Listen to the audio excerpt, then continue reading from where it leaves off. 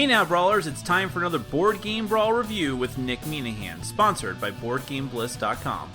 Hey folks, today we're going to take a look at Tail Feathers from Plaid Hat Games. This is their next big board game, and this is set in the Mice and Mystics universe. Mice and Mystics is a game I have reviewed on my channel. It was a huge smash hit for Plaid Hat Games and still continues to sell very well with its expansions, I believe. And that was a, let's say, light dungeon crawling game. Fully cooperative. You and the other players took control of these mice warriors, or they weren't mice, they were heroes that were turned into mice who need to save their kingdom. They team up with other woodland creatures and go on adventures. You read from the storybook and all of these different things, and primarily it was meant to be a game for families, kids of all ages, gamers of all ages, and so on and so forth. Tail Feathers is very, very different. Now you can use some of the main characters, the player characters from Mice and Mystics in this game as units, but other than that, and that the dice are the same and some other little tonal elements like that, it's very, very different. This is a miniatures skirmish game for primarily 2 players. I think with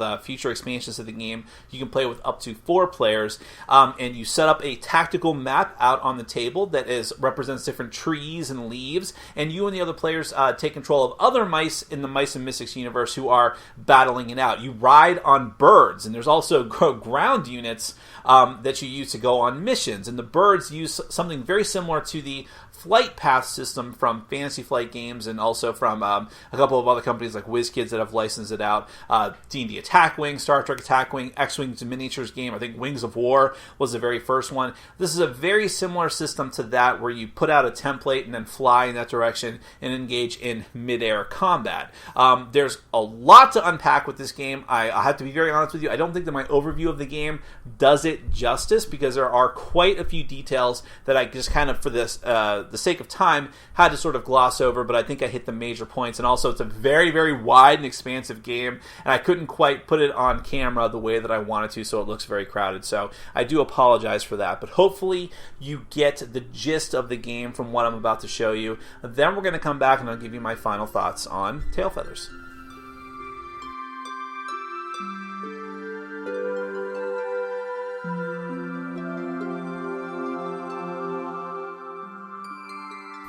Okay, I'm going to try to give you a brief look at Tail Feathers. Now, the first thing I need to say right off the bat, and I do have to apologize for this, the limitations of the space I have to use to shoot my videos means that it's going to look very crowded, much more crowded than a Tail Feathers scenario should look. This should be a clear battlefield. I obviously have all of the different squad cards and the player cards and all this different stuff over on the different sides of the field, inside the boundaries of the field delineated by the tree areas here in each corner of the arena that I've set up. That should not be. These should all be off to the side, but just bear with me for the limitations of my camera, just to get everything on camera. This is how I had to show it, but this should normally be a totally free and open space around this tree trunk area. The next thing I'll point out is that Tail Feathers is a competitive game primarily for 2 players. Now, the box and I believe the rulebook allude to the fact that in the future you may be able to play with 4 players with more figures, more nest tokens, and things like that. But this is primarily a 2-player game. And the goal of the game is going to change based on the scenario that you and the other player decide. In every case, one of the win conditions is to defeat your opponent's nest. Each player is going to have a nest dial, which you'll construct. It's very easy to construct before you do your first game.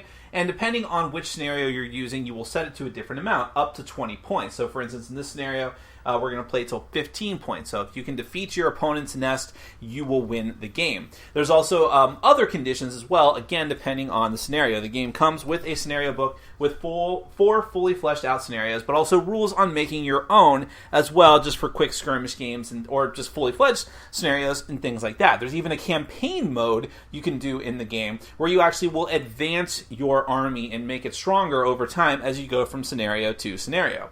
Now, the one that we're playing here, in addition to taking out your opponent's nest, you also want to control this space here, where there's an objective marker. There are these generic objective markers you can use to denote important things. In this case, this is Sprout's Reach, and what you want to do is control Sprout's Reach, either by having one of your units with no other enemy units there, or having twice as many enemy figures in that of your figures than enemy figures in that space. That's an alternative win condition to the scenario that I've set up here. Now, there is a surprising amount of stuff going on in Tail Feathers. I'm going to do my best to just give you the quick rundown of it so you can get a taste of what the game is like without going into excruciating detail. Of course, one of the most important things is building your squad, and you're actually going to have squad cards that you'll build at the start. You have a point system that you use in order to build them. You'll set a certain amount of points. The scenario will tell you what to do, and the scenario will also give you suggestions as to how you should set it up. So, for instance, in this scenario, which is scenario 2, the rulebook suggests using these starting characters. And what you're going to do, when I say starting characters, I mean both a mouse and the bird mount that they're riding on. So, and those are actually miniatures that are separate. So you have a bird that you actually have to construct. You have a base underneath that with a little stand that you connect it to, and a little numbered token that you use to denote which unit card it corresponds to.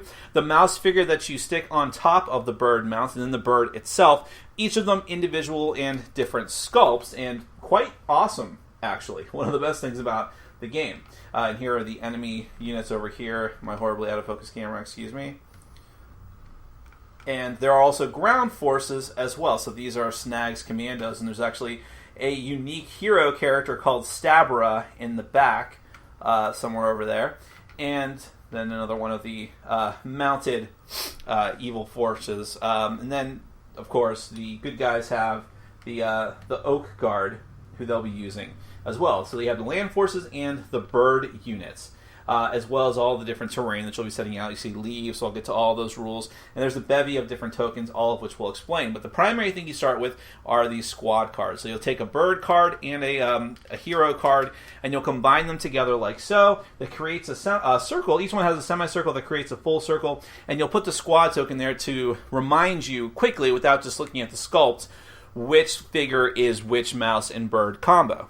And of course, all these different characters have different special abilities, and you have different types of ratings and stats over on this side. So for the mice, you have the unique mouse pilot, to be very, very precise about that. You have melee attack, you have ranged attack, you have the piloting skill. For the birds, you have their bird combat value, their defense value, and their move value, arguably the most important stat in the game, because that's going to determine how far and what types, or how many movement templates you can use to actually move your bird when it's in flight. They also have special abilities, so Wella's ability is Lucky. You may reroll any or all dice when making a piloting check with Wella. You must keep the second result. Now, the starlings that come in the game don't have any special abilities of their own. Notice the hit point values at the bottom. That's how many hits they can take before they're down. Then you have Snibble here, who has the accuracy ability. He can add a cheese to your wheel. You can add a cheese to your wheel when Snibble makes a ranged attack that inflicts at least one wound on an enemy figure, and so on. You have the Oak Guard and all this. Again, I have to kind of compress all these different cards because of the limitations of my camera space. Now, one thing I'm going to mention about the models before we go any further, specifically the birds, because of course that's the main feature of the game. When you need them to move, they can actually pivot on their little stands in different directions. So you'll start them off at center. Tilt is what they call it. They call it tilt. Then when you want to launch from your perch position on the tree, and every tree has different spaces. So right now, and this is the nest, which also counts as a space. But the tree you'll start off in these spaces perched, and then you have to launch by tilting up and then steadying out. And then when you actually want to move, you have to pivot and tilt in different directions. So you actually tilt left, tilt right, whatever type of movement you're trying to do. Now, the easiest way to explain tail feathers, or at least to attempt to explain tail feathers, is to take you through how a round of the game is going to work. And the first thing you do is set your missions. So each player has this deck of mission cards. They have this identical set of mission cards. They just have a different back with different mice depicted on the backs of them. You're going to look at the set of mission cards, and you're going to choose one of them, one of the 6 of these, and you're going to place it face down close to the trunk. In other games, you might have an axis marker instead, in which case you'll have that in the center of the battlefield, but in this case it happens, for the scenario, it's this trunk instead. So both players are going to set a mission down on the battlefield. Now, these missions are going to resolve at the end of the round. And they involve your ground forces, or I should say your tree-bound forces for now. When you play down one of your missions, you're actually going to commit some of these forces to the mission box on your player sheet here.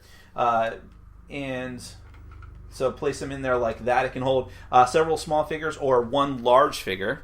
Or, I'm sorry, 4 small figures to be precise. And each mission does something different when you actually resolve it at the end of the round. So, for instance, the rescue mission lets you retrieve figures from your casualty pile. If you have at least 2 figures currently in your mission box, and you can move one from your casualty pile into your home nest. You have decoy, which if you played a decoy mission, you get to move all your figures in your mission box to your home nest. Like, okay, I'm thinking I'm making my opponent think that I'm going out on a mission, but I'm actually bluffing in that regard. Intercept, if I played that, I can target an opponent's mission box with a melee group attack. That value is based on the number of figures with one or more currently, with an attack value of 1 or more currently in my mission box. I have Siege, which if I play that, I can move all my figures in my mission box to any one tree on the battlefield and place them in a space or spaces adjacent to the trunk. If all the spaces adjacent to the trunk are full, I can place the figures in spaces as close to the trunk as possible. And then you have a special mission. The special mission is going to depend upon the scenario of the game that you're actually playing. But the point is, you're going to be using your ground forces here, depending on which side, whatever you may be, the Oak Guard or Snags Commandos, and you're going to use them to pull off different mission effects, hopefully your opponent isn't going to interfere with before the end of the round. The next phase of the game I kind of already explained, and that's setting the tilt of your figures. You'll take your bird figures and set them at the tilt that you want, which is either going to be launching, or if you're already launched off of your perch, you're going to tilt them in a direction that you're planning on moving towards somewhere around the battlefield. Next thing you do is the activation phase, and first you're going to bid for initiative. So you have a bunch of these dice here, which are similar to the dice from Mice and Mystics. Each player is going to take 2 of these dice into hand, but they're actually going to take 3 additional dice, because if they have cheese, you can spend up to 3 cheese to gain up to 3 additional dice, but you keep these secret until both players have decided, and then you're going to roll both of those dice and compare the results. Whoever gets the highest number result is going to take the initiative for the turn. Next thing you do, once you determine who's going to go first, you're going to activate your units. You'll activate your units one after the other. So I'll activate a unit, then my opponent's going to activate a unit, take all of its actions fully before it moves on to the next person, and so on. It could be moving ground units, could be using my birds, whatever the case might be. Although if you activate your ground units, you're actually going to activate the entire squad, because the ground units, at least for the base game of Tail Feathers, are considered to be squad units. But you also have heroes like Stabra who will activate on their own because they are unique ground forces. Now, each time you activate a unit, it does 3 things in order. You have the option of doing these 3 things in order. You move, then you can either scurry or attack. Scurrying being doing a double move, essentially. We'll get back to that. And then lastly, you have the option of reviving. If you have a full cheese wheel because you've been rolling a bunch of cheese on the dice and you take these different cheese wedges over here, you can get rid of all of the cheese from your cheese wheel when it's full in order to revive a unit that's in your casualty pile and put it back in the home nest.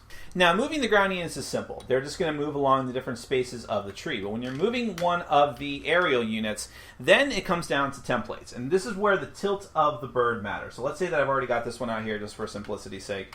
Azure and Erigen. And I want to move him. I'm activating him, so now I must move him. Now, because I already set my tilt, let's say I set my tilt this way, I have to move him, but I could change my tilt if I want. I have to make a piloting check in order to do that. To succeed on a pilot check, all I need to do is roll a number of dice equal to my pilot skill and hope that I get one of the burst symbols. As long as I get one of those burst symbols, I'm okay, and then I can change my tilt. But otherwise, I'm stuck with it like that.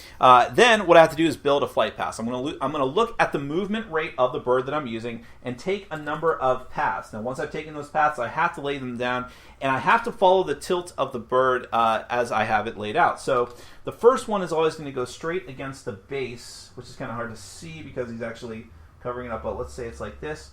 I'd place it up against the base little rounded edge of the plastic figure without moving the miniature like I just did. And I could take as many templates as I want up to the movement value of the bird. So since I'm tilted this way and my movement value is 3, what I might do is I might choose these 3 templates like so. Following the flight line. You have to follow the flight line of the tilt of the bird that you're doing. If I didn't want to go that far or turn that far around, I would use less templates, not my max instead. But the point is, you do need to end with one of these rounded edges, because then what's going to happen is you're going to pick up your bird from where it is and you're going to move it to the other side so that its base lines up with the edge there, with the curved edge. And again, you need to make sure that it's kind of hard to see because, again, but there's a blue token at the bottom, and you need to make sure that there's a blue notch at the bottom. Here, let me grab one of the other ones. It looks like this is one of the red ones, but there's a blue notch in the back. You need to make sure that that lines up with the flight path. Once you've done that, you can remove the templates from the board, and now you have moved successfully your bird. And there's a lot of other rules like here regarding if you cross over different tree spaces or trunk spaces or into enemy spaces, you may take wounds or hit the tree and become rattled and so on. I'm not really going to go into all those small details. It is important to note, however, that only ground forces can scurry and make an extra movement. The flying figures cannot. Now, let's say that after you get done with your attack, let's just set up another scenario here. You are within range of an enemy unit for a ranged attack. Now, what you're going to use to determine that range is this twig, which is another thematic element of the game. You're going to hold it against the bases, and as long as you have an unobstructed line of sight to your target, you can attempt a ranged attack.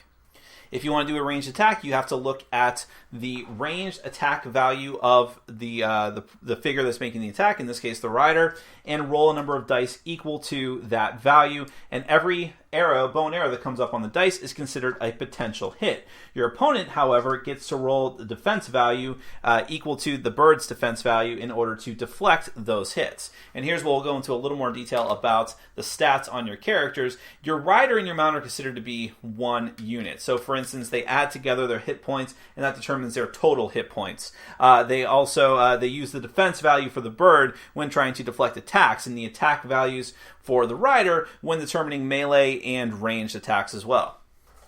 Note that if you're in very close range of an enemy figure flying, you can make a melee attack, and ground forces can make melee attacks against either other enemy ground forces, enemy nests, or birds that are within close range of the person trying to make the melee attack. And remember, one of the goals of the game is to deal damage directly to your opponent's nest, and if you can do that, if you can actually roll to hit the nest successfully, you'll just mark ticks off of their dial, which you really don't want to happen, of course. So if you can avoid that by having your enemy, your troops block line of sight to the nest and defend it, that's the goal. So once every unit has had the opportunity to react this way, then you're going to go into the final phase of the round. This is basically the recovery phase where all the cards are righted that you've used. So every time you use a card, you're going to turn it so that it can denote that it's been used already so that you can't activate it again. Now all that stuff refreshes. You refresh action cards that you've used. You resolve missions. If there's any of your figures in your reserve box, you move them into your nest, and so on and so forth. And then you're going to do it all over again until someone meets the condition, the win condition of the game, whatever that might be, taking out your enemy's nest or meeting a certain objective. Now, of course, there's a lot more to the game than that, so let's cover a few of these different things, some of which are optional and some of which just come out when you go into different scenarios and use different rules. So, for instance, you have the action cards that come in the game, which you can either set yourself at the start, or you can use the suggested hands for each of the scenarios. Now, every action card can only be used once per round, and it'll tell you on the card when it can be used and also what cost the card might have. So, for instance, here we have the double shot, which costs you one of your cheese off of your wheel. And again, these are an optional thing, but it is recommended for advanced players. During your activation, you can play after this unit makes a normal ranged attack. This unit can make another normal ranged attack. Jousting Lance. Any activation, play when this unit enters a death spiral. If the opposing unit does not also play a Jousting Lance card, it immediately receives a wound. And then it has the conditions for being able to use the card as well. And I'll get into what a death spiral is in a minute. So, for instance, Call Fire has a variable amount of cheese that you're going to spend and requires you to be a leader and a mouse. During your activation, you can play instead of making a normal attack with this unit. Spend up to 3 cheese for each cheese spent. Choose a friendly squad figure on any space and make a ranged attack with each figure that is chosen. There's one specifically for bird figures. Any activation, play at the beginning of any unit's activation. Shift this bird one short flight laterally, left or right, keeping in the same facing, and so on and so forth. So you have all these different cards that you can use to manipulate battle in your favor. You also have an optional rule that is the name of the game, actually, and that's tail feathers. So if you use this rule, what you would do, whenever you would take a wound on the battlefield, you would actually put feathers basically in that space to denote that you've been hit, and now there's a bunch of feathers potentially obstructing the view of other activated units. So what you would literally do for every wound you've received, let's say you've taken 2, wherever the unit that was wounded, you're actually going to drop them. Let's say that he was like here. You'll drop them from 2 to 3 inches back of the battlefield, and hope they don't bounce like that. And those are actually going to obstruct line of sight, and also if any pilot goes through those tail feathers, it's actually going to rattle them as well, which is a status effect. And then as time goes on, you're going to flip them over to their notch side, and then this one should have been, and then when it gets flipped over to its other side again, it will be removed from the battlefield. That happens at the end of the round. Then you have the death spiral rule, which we'll talk about very briefly. So this is where this is an optional rule you can use, which would happen if a bird crosses an enemy bird in flight. The 2 birds immediately go into a death spiral. You actually have a death spiral template, which you'll use here, and place between the 2 birds like so, indicating that they're currently caught in a death spiral. And what each player is going to do is take dice equal to the bird's battle value and also the pilot's melee attack value, and roll those dice and try to get either the sword or the sword and shield symbols. And you're going to roll those and try to see who gets the most of them. Whoever gets the most swords is going to be the winner of that bout, and the loser is going to have to take a number of wounds equal to the difference. So if my opponent rolled 2 swords, I rolled 3, they're going to take 1 wound. And then, because it's not a tie, both players are going to pivot 180 degrees away, and that's the end of that. However, if it was a tie, then the fight continues on, and they roll dice again and see if it's another tie. And if it is another tie, then both players basically plummet down to the ground, and they both end up in both players' casualty files. Next is the leaves. Okay? Yes, the leaves have their own little variant system that is involved in the game. So, how this is going to work, this is a little bit complicated. Ground forces can occupy the leaves. It can hold up to 3 small units. So let's say I have 3 of my units on one of these leaves. My ground forces, in place of its normal attack, can decide to cut the leaf loose. I can point it at another tree branch overlay that I'm trying to get to, and then you're going to use the targeting stick. Well, first you're actually going to roll one of the action dice and see what number comes up. That's going to determine how many spins the leaf is going to get. And what I mean by spins is you're going to put the range finding stick in the hole that is pointing towards the destination that you want to go to, and you're going to spin the leaf around. And then you're going to do it again, however many spins you have to go with that leaf. You're going to keep doing that until you've done a number of spins, and then that's a convenient but sometimes dangerous way to get where you need to go across the battlefield. But in this case, this can be the way for me to get to the objective while our bird friends here fight it out. And that is a very brief and very not complete overview of Tail Feathers, because there is a lot of stuff going on. I'll talk more about it in my final thoughts, so let's go ahead and get to it. Again, and I do apologize, as rushed and crowded as that overview was, I hope that you at least got a sense and a feel for the game, how the flight path system worked, and all the different major things that you can do, sending your troops on missions, and engaging in mid-air combat, and the wide amount of variants and different things that you can add into the game. There's a lot of stuff there, but let's break it down piece by piece. First off, component-wise, it's amazing. I mean, I don't think I need to say this anymore, honestly, but I will anyways for Plaid Hat Games. Plaid Hat Games takes an amount of care and a dedication to the quality of the pieces and components of their game that is matched only by companies that are like major players in the game, like Fantasy Flight Games and Asmodee, and these are the companies that Madagot games that have become known for their component quality. Plaid Hat is right there with them. So I love the miniatures. They look fantastic. They're very good sculpts, at least to my eye. I'm not a miniatures aficionado.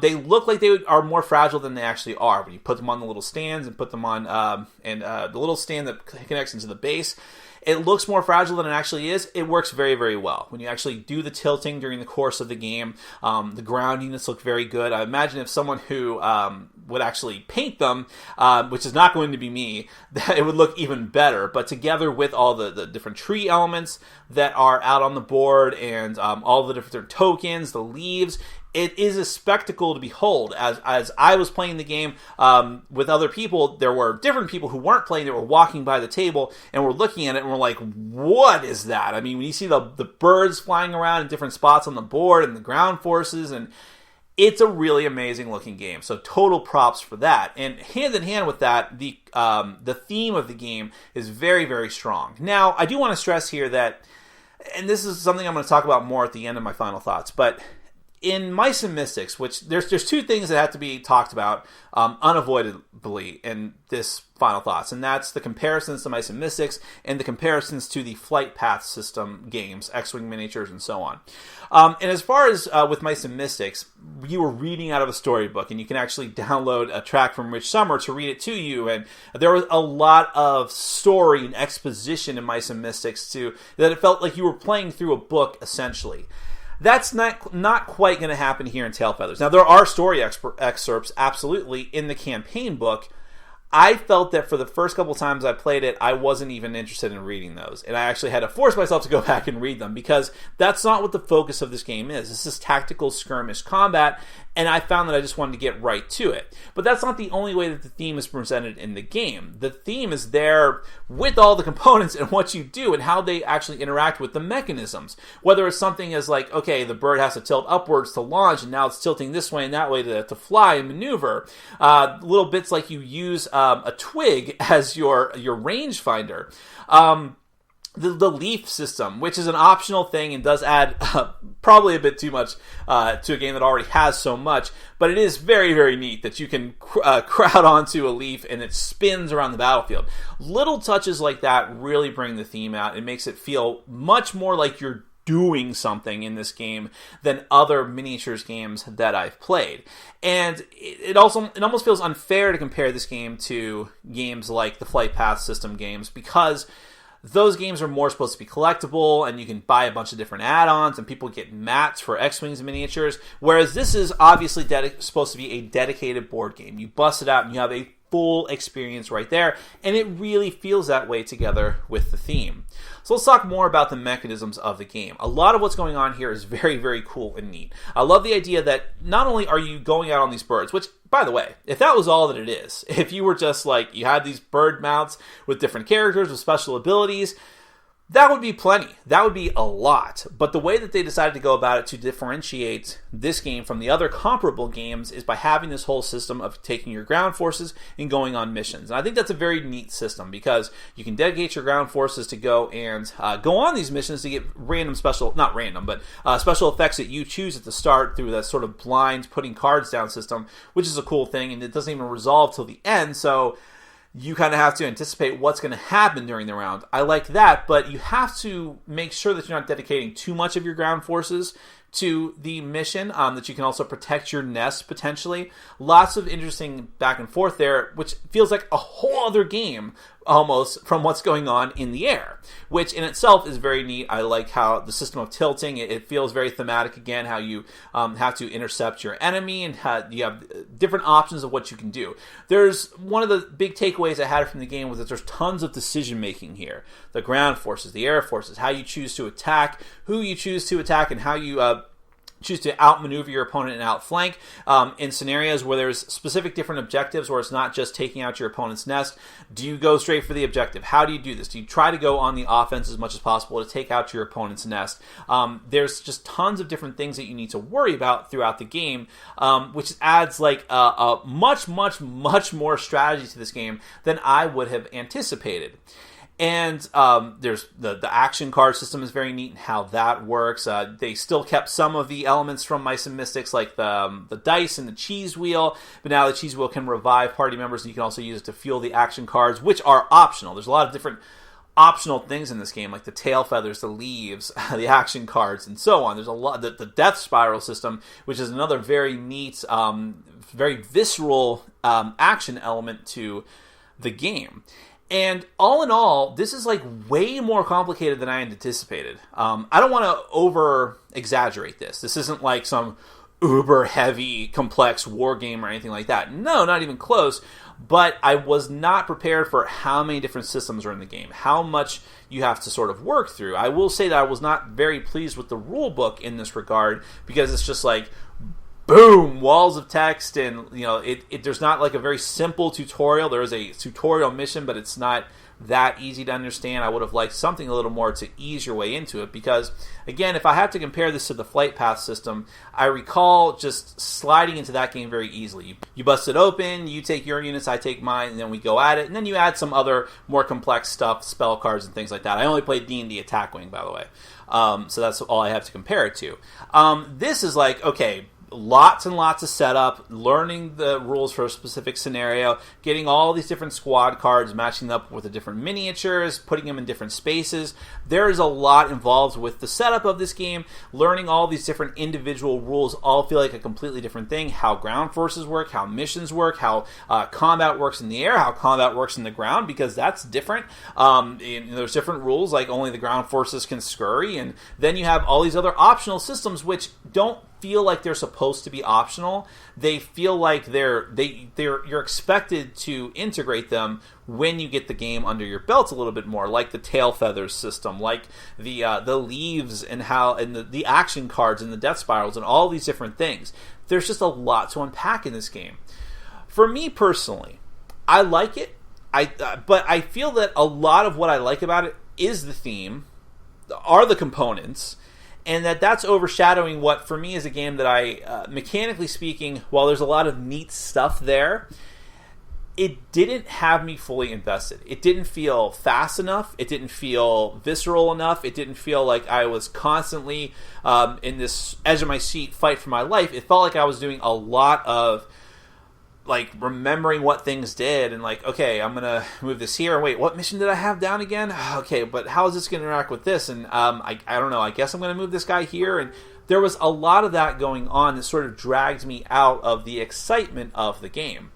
Now that's for me personally, and I do think that there's going to be people who are very interested in this game for a lot of those tactical elements that maybe didn't work as well for me as they would for other people. But that begs what is to me an interesting question, and it's the main focal point I wanted to hit in this review, which is that who is this game supposed to be for? And it's an honest question, because I'm not entirely sure. I think there's two obvious answers. I think one of the obvious answers is fans of Mice and Mystics, right? That seems like something, like it's set in the Mice and Mystics universe. You can even use some of the characters from the first set, and you use the same dice. There's cheese wheels. I mean, there's all this different stuff that has the same tone and appearance of Mice and Mystics. But it is a completely different game. I can't stress that enough. The first one, part of what I think made it such a hit and why it was so popular is because it was easy to get into. Families could play it. Parents can play it with their very young children because it's all cooperative anyways. You're essentially just walking them through a story. You help each other out. The alpha gamer is actually a benefit of that kind of system. So you take that, and then you go over to Tail Feathers. And Tail Feathers is a strictly competitive, one-on-one, at least out of this box, game that is supposed to be like tactically outmaneuvering and defeating your opponents and taking out the enemy mice and the birds. And it's like, whoa, that's very, very different. And there's, even though I don't think it's going to be too heavy for an experienced gamer, it's definitely too heavy for a lot of people I think would be the target audience for Mice and Mystics. So I could see, like, okay, a parent and an older child would maybe want to transition into this game, but again, there's no guarantee that this is going to be a hit for someone who would like Mice and Mystics, regardless of the age. So that's a bit weird. I don't know how that pans out. So the other obvious answer of who this would be for would be an experienced tactical skirmish miniatures gamer. And the problem there, I think, and this is where I again have to go to the comparison of the other games of the Flight Path system. By the way, this is definitely not a game officially of the Flight Path system. It's just very, very similar how the air combat works there. But you got to compare it to those games. And those games, I think the reason they are so popular is because of what I said. You buy the starter pack, you bust the miniatures out, you are good to go. Yes, you can. There's other systems that have to be added on, and you can buy a bunch of expansions, and to their credit, this is not a collectible game. For people who hate collectible games, this is definitely something you should consider first before a game like X-Wing or Attack Wing. Not that those are randomized collectibles, but you're buying more minis. But that system benefits from the fact of it's just easy to get into. You can add as much complexity as you want to add, and it doesn't feel so overwhelming at first. Yet at the same time, still offers this sort of tactical combat for the experienced gamer. So then what it would come down to is, does this add enough other stuff for that kind of miniatures gamer to latch onto, or is it the theme that's going to draw them in very strongly? Well, maybe it would, but it still leaves Tail Feathers in a very odd place. Because, and I hate to say that because it looks fantastic, and thematically it's very strong, but it for whatever reason, it just felt like they threw as much as they possibly could into the box without making it too heavy, and I think it was almost too much. I think it lost a bit of its focus. So, not really great for me, just okay. Just okay, although dang, I like looking at it. And the concept is just amazing. And I think that people who are die-hard, like Mice and Mystics fan, but who are older gamers, can latch onto something here. But I think that if you are someone who was playing Mice and Mystics with your kids, and you're like, oh, Tail Feathers, another Mice and Mystics game, got to get that, I would be cautious, is what I would say. You might love it, but you might be like, oh, wait, this is not what I was expecting at all. This is like a whole other level of thing. So maybe that's a bit of a mixed review, but I think it's still a pretty interesting game, to say the least. That is Tail Feathers from Flat Hat Games. Thanks for watching. Follow us on Facebook, Twitter, and Patreon. And make sure to check out our sponsor, Board Game Bliss, where you can find an amazing selection of games from around the world. BoardGameBliss.com. Thanks for your support.